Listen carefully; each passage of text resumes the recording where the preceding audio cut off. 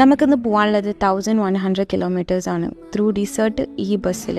അപ്പോൾ നിങ്ങൾ വിചാരിക്കും അത് സേഫ് ആണോന്ന്. ഇത് നമ്മുടെ നാടല്ലപ്പ, ഒമാനാണ്. ചോട്ട കൂടെ ഉള്ളതിനെ കൊണ്ട് ഫുള്ള് പ്രിപ്പയർ ആക്കിയിട്ടാണ് മിസ്റ്റർ ഹസ്ബൻഡ് നമ്മളെ പാക്ക് ആക്കുന്നത്. നമ്മൾ ചോട്ട ആൾ പിന്നെ ട്രിപ്പിനൊക്കെ ഭയങ്കര കോപ്പറേറ്റീവാണ്. തിന്നും കുടിച്ചും പാവാത്തൊരു മൂലൊക്കെ ഇങ്ങനെ ഇരുന്നോളൂ. അങ്ങനെ കുറേ മണിക്കൂറിന് ശേഷം നമ്മളിപ്പോൾ ഡിസേർട്ടിലുള്ള ഒരു ഗ്യാസ് സ്റ്റേഷനിൽ എത്തിയിട്ടുണ്ട്. ഈ പ്ലേസിൻ്റെ പേരാണ് ഗഫ്തീൻ.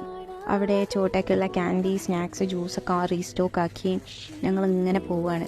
അപ്പോൾ നിങ്ങൾ വിചാരിക്കും എനിക്ക് ബോറടിക്കില്ലെന്ന്. അതിനല്ലേ നമ്മുടെ വൈഫൈ, നെറ്റ്ഫ്ലിക്സ്, ഫുഡ്, പിന്നെ ലക്ക് ഉണ്ടെങ്കിൽ പാകിസ്ഥാനികളും ആർക്കുകളും തമ്മിൽ ചെറിയുള്ള അടിയൊക്കെ കാണാൻ പറ്റും. പിന്നെ പറയുന്നൊന്നും മനസ്സിലായില്ലെങ്കിലും കേൾക്കാനും കാണാനുള്ള രസം.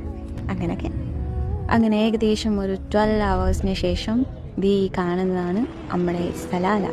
ഇവിടെ തിരിച്ചെത്തുമ്പോൾ കിട്ടുന്ന ഒരു ഫീൽ ഉണ്ടല്ലോ, അത് വേറെ തന്നെയാണ്. ശരി എന്നാ.